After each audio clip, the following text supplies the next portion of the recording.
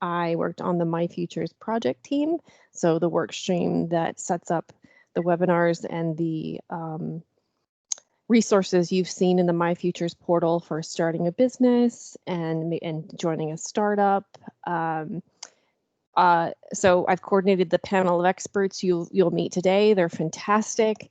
The intent is to keep this very laid back, enjoy yourself. The panel members will spend about roughly 5 minutes introducing themselves and explain some of the key steps they think are important to consider when joining a startup.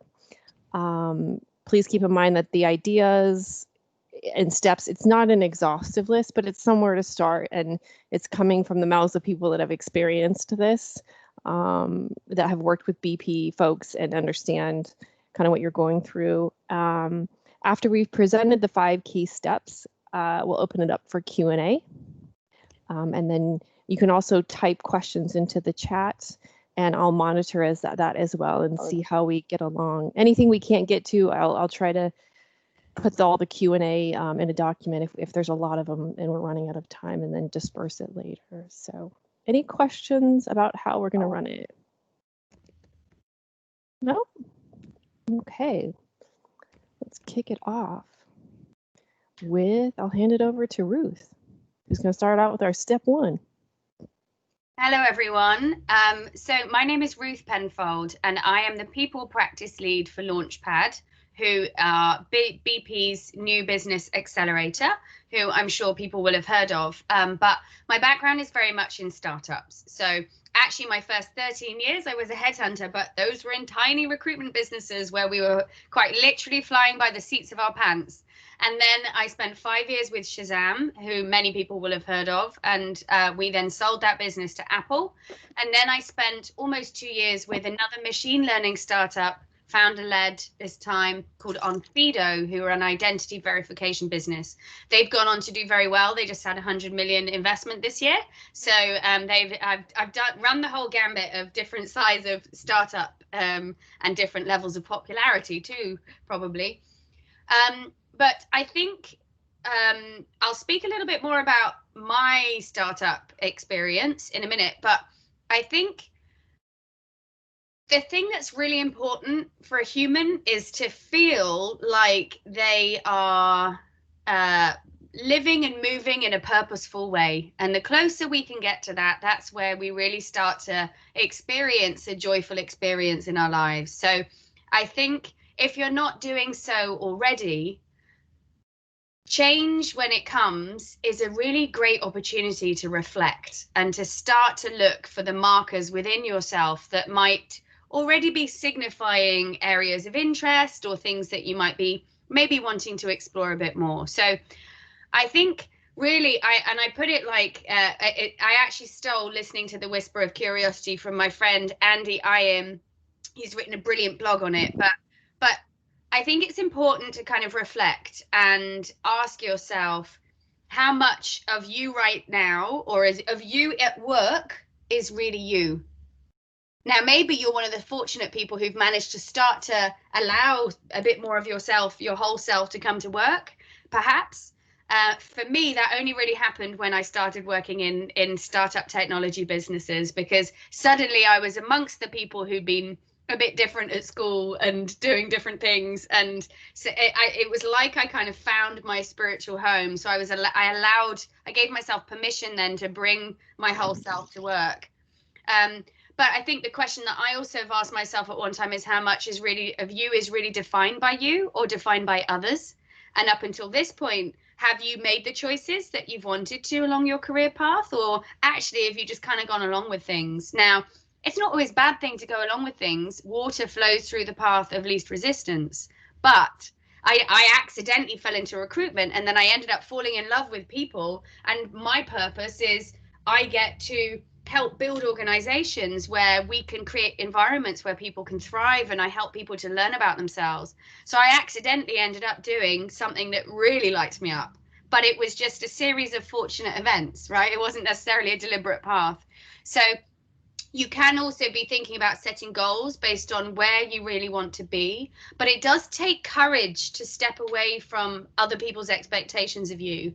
And whether you've chosen the situation that you're in right now or not, it takes courage to take the next steps that you're taking, and to take a moment to kind of tap into your inner wisdom. So we spend most of our lives living from our brains, right? And we actually think we're brains. Well, plot reveal, newsflash, we're not. Our brains are just an organ in our body that are there to keep us safe. The real you is a very deep, wise person that sits within you, that probably sits there laughing at your brain most of the time as it dances around and worries about things and overcomplicates situations and won't let things go. So see whether you can find a way in your life to tap into that inner wisdom. For me, the tool that was most effective for me to do that was meditation, but one size does not fit all. There's many different ways that you can do so. Frankly, just slowing down and being still often is the thing. But if you're like me and you have an overreactive brain, it might be that you need to find a way to turn this off so that you can actually start to listen to everything else. The other thing that I would just say is pay attention to your emotions, the good, the bad, and the ugly. Jealousy, I know people don't like to talk about it, but actually I use jealousy as a marker for my truth. Because if I feel slightly jealous of what someone's doing, jealousy actually can be defined as self-fury. So if you feel slightly jealous, you don't have to tell me, you can just tell yourself and be honest about it. If you feel slightly jealous about someone, then what is it about that person? What is it that they're doing that maybe you wish you were doing? And you can use that as a sort of like trail of breadcrumbs to start to figure out what you're into and what you like. So really start to track your emotions in that way. But I mean, I spent a long time trying to fit into what I thought the rest of the world wanted me to be. But as I was saying, for me, working in a startup was tremendous fun because it felt like I came home. You're surrounded by creativity. Technology businesses are some of the most creative places that you could ever be. Obviously, not all startups are tech. I get that, but this is just where I was. So I was surrounded and I was captivated by that energy.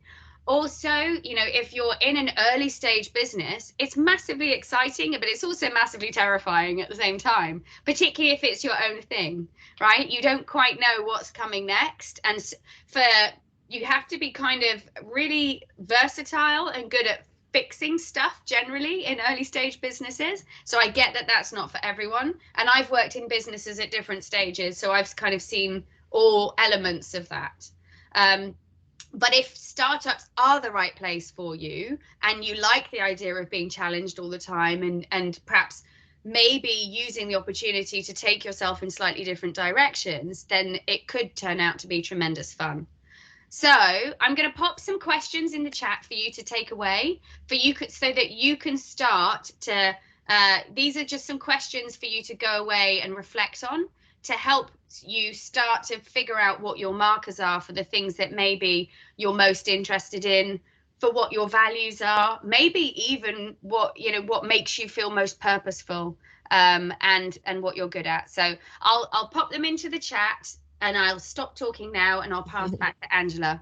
Thank you, Ruth. And I mean, it's so timely, I think, with everything going on in the world and lockdown. And I mean, everybody's situation is different, obviously, but I feel like the way the world's turned upside down, like everything's up for grabs. There are kind of no hard and fast rules anymore, and these boxes we have to fit in and, kind of use the time to go, maybe I could, fit into a different box, or that's not who I always were, who I was, or yeah. So I think it's timely to think about that things and really what lights you up and start off in the way the world is now, because it's completely different. I'll hand over to Heath next. He's going to talk about building your tribe. Sure. Hi, everybody.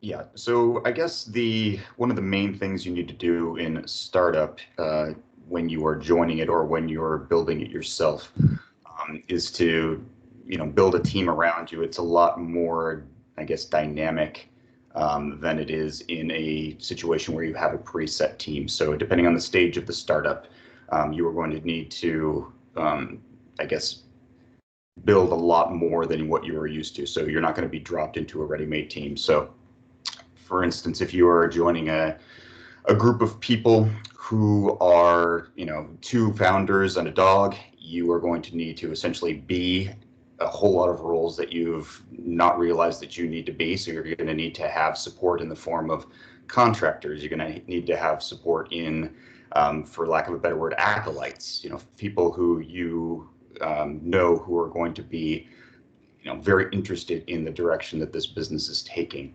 A little bit later stage startup, after the startup has either made some money or has received some investment, you're going to have to learn how to, see the qualities in a, in a team that, essentially fit holes in your own skill set, which a lot of people aren't necessarily geared towards realizing what the holes in their skill set are or what is complementary to themselves or the startup. So trying to think of different ways that you can essentially essentially realize what your shortcomings are, acknowledge them in a way that is essentially makes it a proactive, problem solving skill that you have to kind of figure out, rather than something that you either have to hide or study up on yourself. Because when you're in a very, very early stage startup, you don't really have time to, learn to code or learn to do, specific things with marketing, or do, learn how to do CRM things competently, or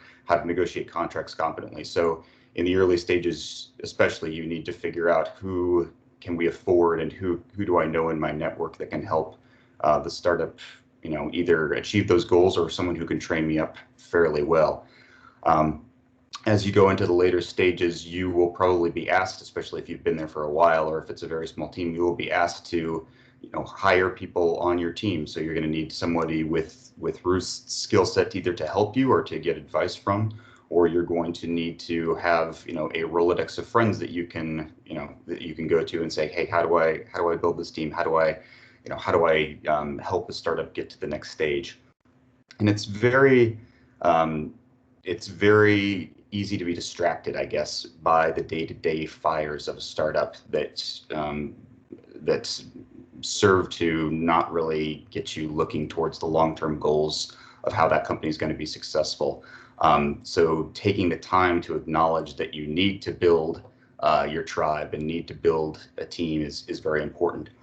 I'd say the other thing about building a tribe that you have to think about, just from the lens of the startup, is the startup's tribe.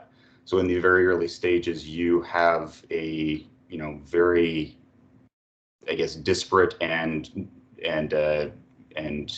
not very engaged group of potential customers or potential partners that you're going to need to engage with. So, if you are looking at something in a sector that you're not used to, like outside of the energy sector, you're going to need to learn how that tribe of people interacts, how the people in the tech sector interact, or how the people, in whatever sector you are, glomming onto, essentially, like to interact, like to receive their information, what trade shows they go to, what media they consume, how they make purchasing decisions, that sort of thing. And acknowledging that the motivations of these new stakeholders are different than what you're used to in BP is incredibly important. So again, going into the situation from the perspective of, acknowledging that you don't know, and that's okay, and taking time to figure out exactly what you don't know is going to save you a lot of time in the long run. Angela, I didn't know if you wanted to cover off anything specific, or if I should pass it to the next panelist.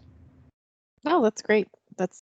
I think a lot of what I've learned just from talking to all of you is getting and being part of a new community outside of yourself. And, doing this can be quite isolating and lonely. And it's just understanding how to get into the right places and the right rooms and have the conversations and build that community around you.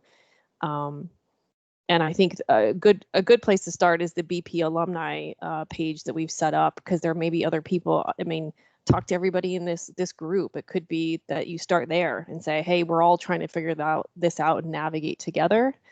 What are you doing? What are you doing? And maybe you can buddy up, or so you don't feel so isolated, and maybe accountability partners. I don't know if that would help too, but I think all that, Heath, it's good message. Well, we'll hand it over. Yeah, go ahead. Yeah, go ahead. That's all I had. I think I wanted to point out the factor of loneliness, and don't fall down because you can't seem to find or connect or understand how to connect outside of BP. Yeah, I mean, that is a very important aspect. It's a little, if you join a very early stage startup, it's a little like being in a pandemic, strangely enough. Yeah. So when I was working in my startup, I worked for essentially 3 years in a room. I had a team in India, I had a CTO that I engaged with part-time, and I had a couple of other folks that were giving help here and there in the initial year and a half. And it's incredibly lonely and isolating if you don't take the time to, engage with the community in different ways through meetups or through trade shows or through gatherings that you can get access to. It does feel like you are just Sisyphus all by yourself, pushing the rock up the hill. So it is very important to find ways to engage with both the startup community, but also with your broader community, so that it's not the laser beam focus that a lot of people laud, but that drives humans crazy after a while. I think the good news is if you've been with BP long enough, you know that like networking is everything. So we've pretty much probably got that skill set down of just pinging people for a coffee chat, or I get to know you, or yeah. So I'll move on to Bob, who's going to cover the concept of testing. Okay, thank you. Yeah, so hello everybody. I'm Bob Flint. I work in digital science in BP. I joined about 6 years ago. And actually, before I joined BP, I guess I'd had a kind of dumbbell career. I'd worked either in big companies or in teeny tiny ones. So when I was reflecting on what might be useful for this webinar, I was thinking on my own experience. So joining a couple of teams at the founder level. So really when the company was super young and was really thinking about what ideas it wanted to pursue. So a very fluid stage of its existence. So I've done that in 2 very small organizations, but also in a larger one where I joined as probably employee number 20.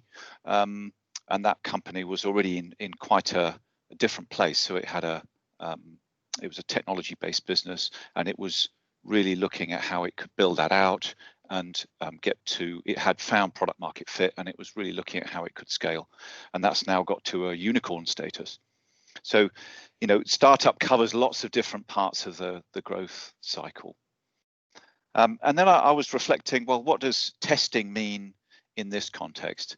We actually had another webinar about a month ago where we were talking about testing in the context of creating your own company and then testing out the proposition of that company. I think here it means something slightly different, and it's probably something around, what's the right kind of startup for you, and what are the dimensions of that? Something about the chemistry of you and the other people in the organization. This is going to be a smaller organization and therefore a smaller space, so chemistry is really important. And then something about what seat you want to fill. So what role do you want to perform in that organization? So that idea of testing, the right answer is down to you, but I just wanted to suggest some alternatives and some dimensions to test out. So what kind of startup might be right? Well, of course, there is really early stage stuff, as I've mentioned. So do you want to get involved when everything is clay and everything is moldable? Is that where you want to put your mark on something? Or would you be happier in an organization where maybe a lot of things have been ironed out, and really this is all about building it out, scaling, deploying, and perhaps there's a bit more certainty. Also, is it in a brand new area? Are you looking to stretch yourself, maybe develop, try something entirely new? Or are you looking to maybe make the transition from a BP role to a startup easier? So looking to bridge to something which is going to make use of your existing skill set, even really what you're doing in the current organization. Are you looking for something which is high risk, high reward? Is this something where, depending on what stage of your career you're at, you're just looking to try something out, and where the outcome is that that maybe you're looking for financial reward, but you're happy to sustain quite a lot of risk on the journey, or are you looking for something that's got some more certainty?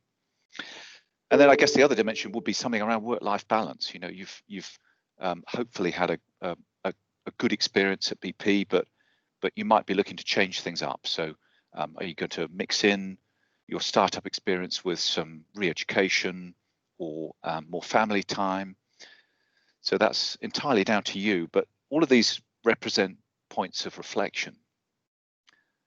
On the chemistry point, definitely my startup experiences have been about finding organizations where I've had purpose. But I think the kind of people that you meet are super important, and they're going to really determine the success of the venture, but also how much fun you're going to have, frankly. So I think that is really, really important, that you find people that you're comfortable with. That doesn't necessarily mean that they're all like you, of course.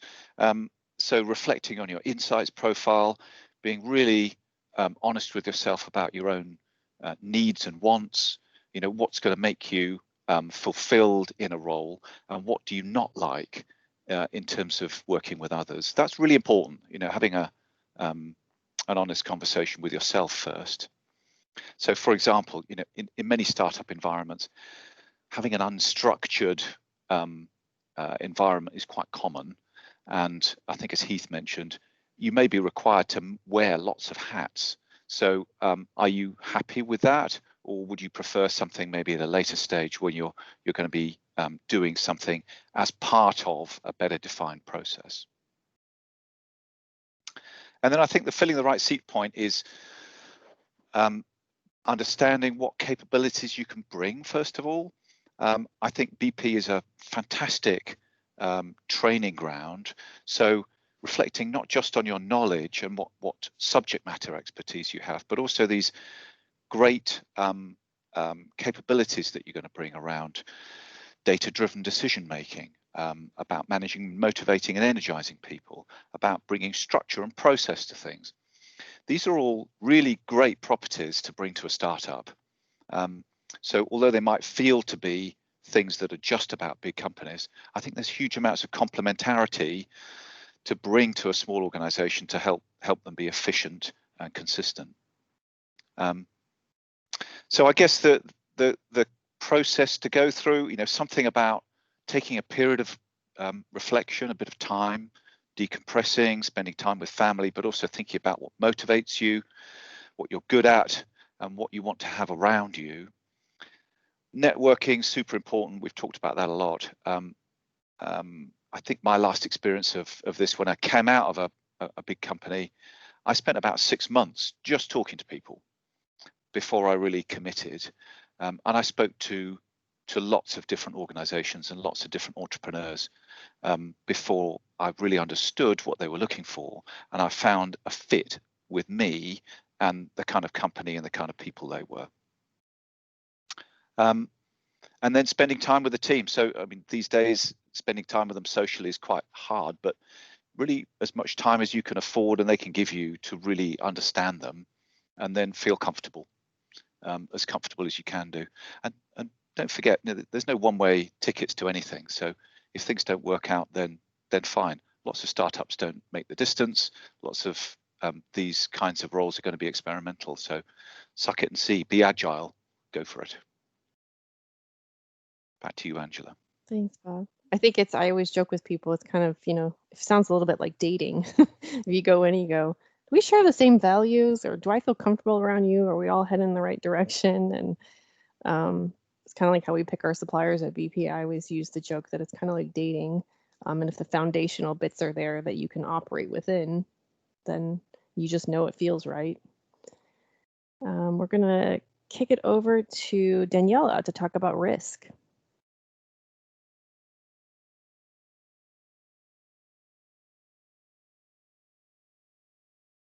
So it's going to be a joint session. So Heath and myself are going to talk about risk. So let me start with a brief introduction.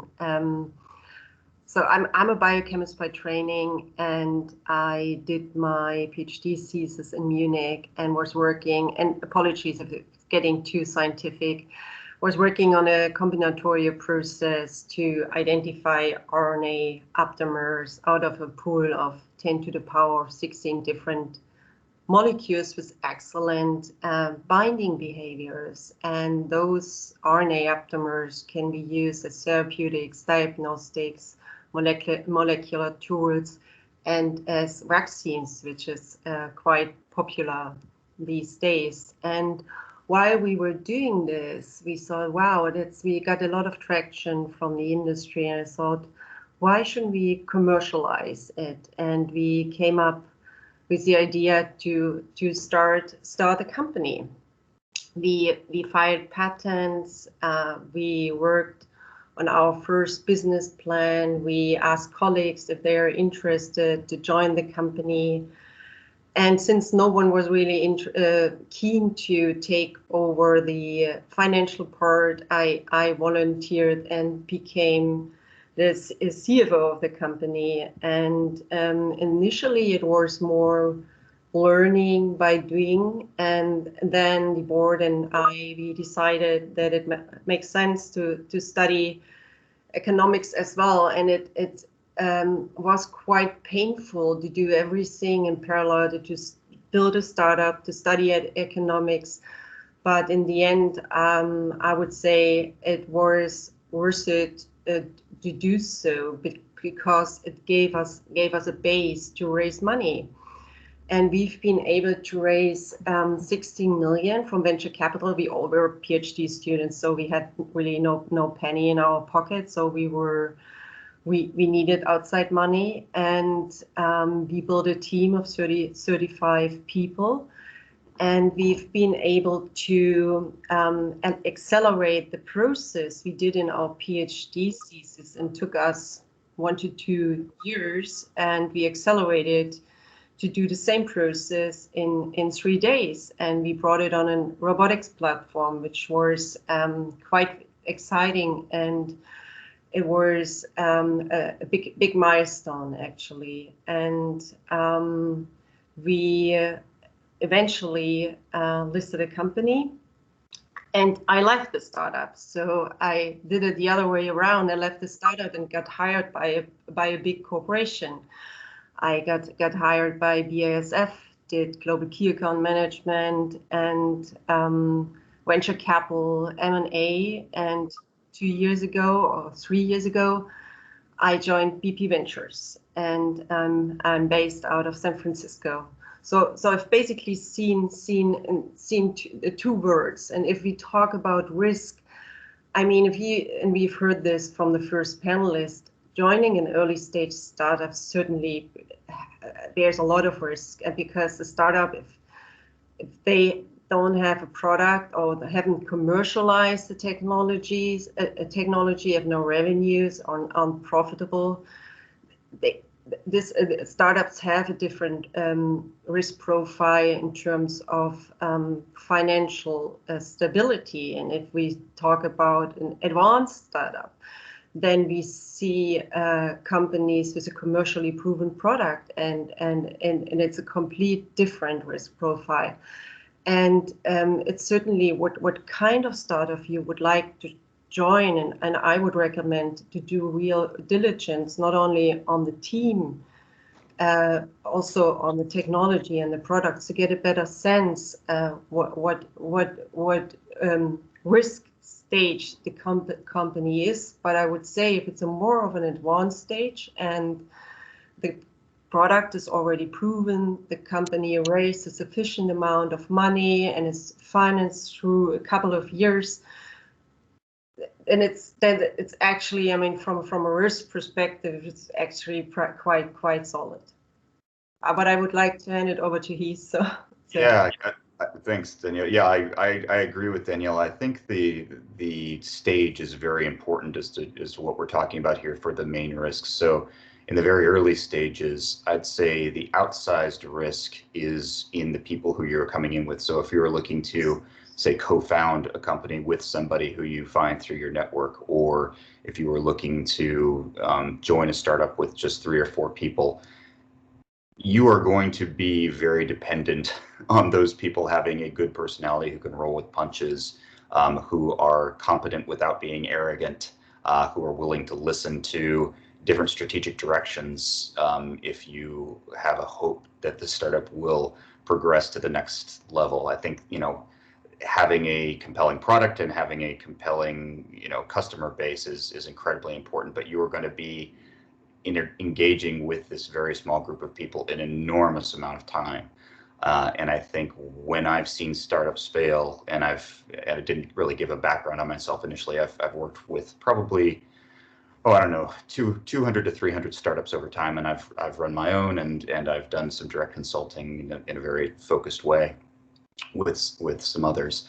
The most often a situation goes bad is when a founding team hasn't decided, who is in charge, hasn't gotten together to understand what the main goals are, how we're going to interact as a group, who is going to be, leading this ship versus who is going to be doing support roles. It's something in the early stages you really have to look out for is the sort of nebulous goals, or somebody who has a bit of a personality quirk.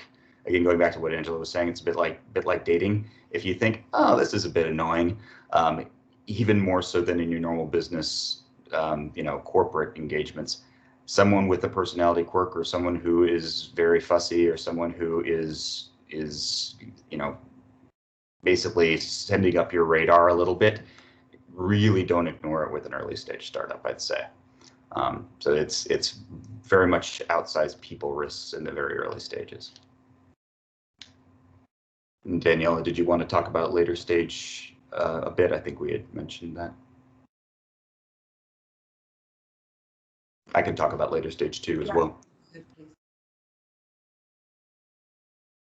So anyway, then Daniela, it looks like you're having trouble coming off mute. Let me know if you want to take over. But yeah, in the later stages, you look a little bit more towards structure and fundraising, and how the company is going to get to cash flow break even. So asking questions like, how are you guys, splitting your equity with employees? How are you thinking of funding this through to a place where you have a certain, critical number of customers? Who are your potential investors? How are we going to be raising money from them? What key inflection points do we need to achieve in order to get to a point where we are investable, or where we are going to be cash flow break even, so that you can make sure that you are, have the best chance of being successful.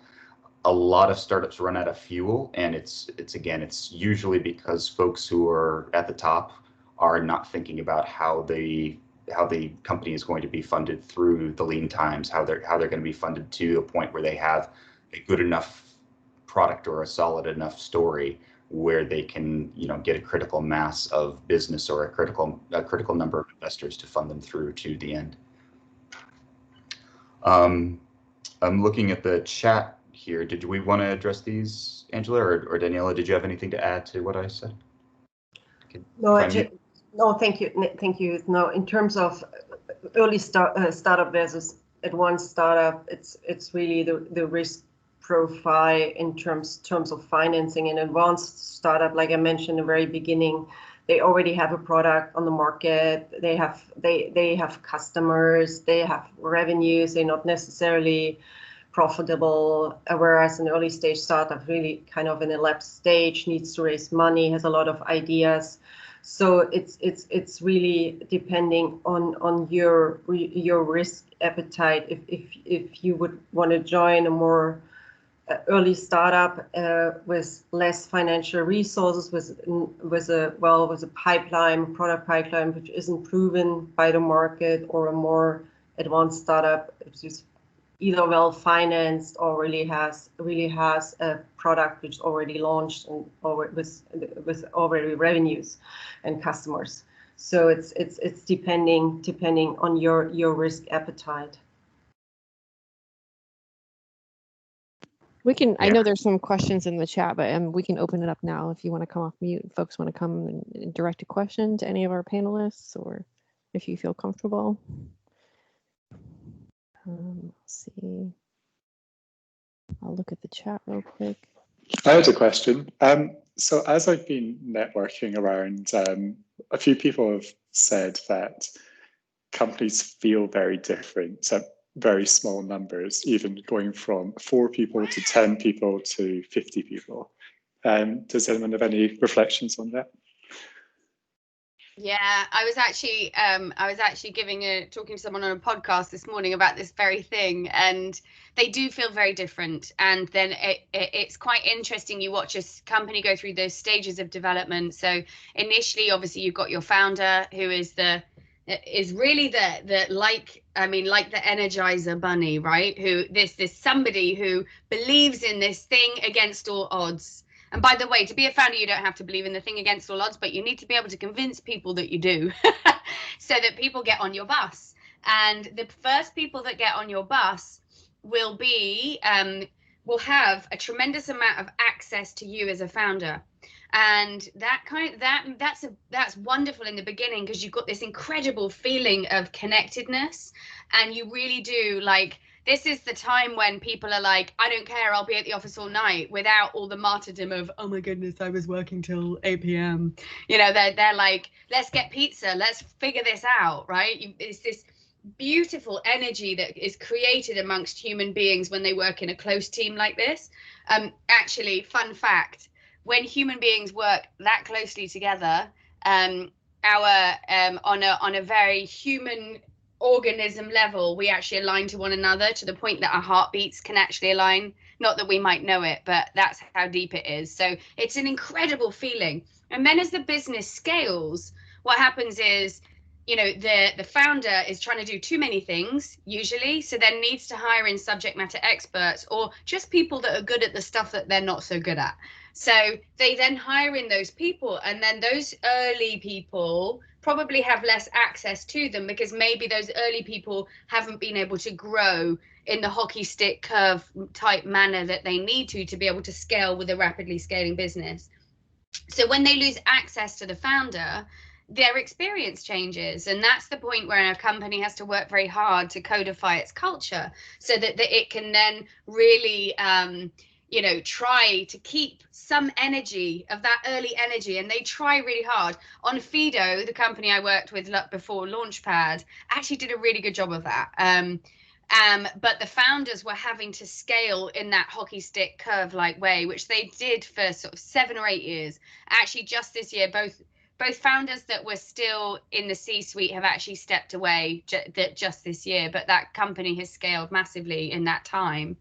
So yeah, it's a very different kettle of fish. And then what you'll find is that the early people often will go, you know what, this isn't for me now. I like to be somewhere where it's smaller, where I'm in that energy.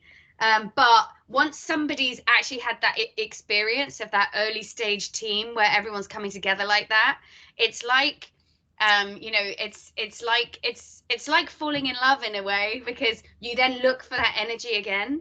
And it's really hard to, you're lucky if you have that kind of a team level experience at least once, because you can't manufacture it. It's the magic of startup. Yeah, thanks. It sounds really cool. Yeah, I was being told that when you go from like 5 to 10 people, that your understanding of information available. So if it's a very small company, you know everything that's happening. So as soon as it hits 6, then it changes, and then 10, you might get politics, and then it kind of ramps up. There is always politics. It's always politics. That's it. They're always, and actually, sorry, go on, Heath. No, I was just saying, one of the reasons why I said who is the leader. So in the early stages, the politics are, who is in control. So with co-founders, there is often this, oh, we're 50-50. Well, that's great until you guys disagree and you can't move forward until one or the other of you, breaks essentially. So, having very clear, even early on, very clear lines of, okay, I am the CTO versus the CEO. I acknowledge that the strategy of where the company is going is, you know, is this other person, she's going to have the final word. So I'd say the politics are different, but yeah, there's absolutely a point where you will not know what other departments are doing, and you will not be able to intelligently articulate that. But yeah, I think if you're looking for a place where politics is less of a factor, it's not necessarily less politics in startups. It's very different politics. There's less bureaucracy, definitely. Yeah. But still, politics unfortunately plays a big role, which is why I said finding people who you like and who you can interact with and who aren't precious and who can be dynamic is so key. Yeah.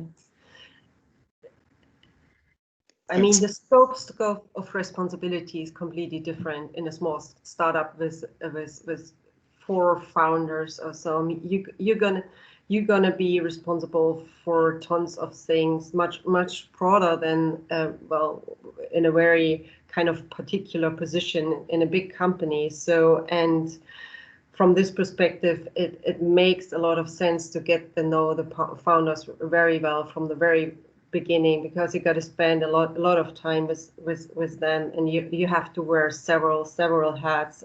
And as the company grows, it's kind of getting in a bit of a different direction. I wouldn't say it's a lot of politics, but it's your scope of responsibility is changing.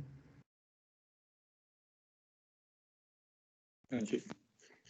We do have a question in the chat. Any tips on early stage funding and how you manage the living costs until you move longer term funding?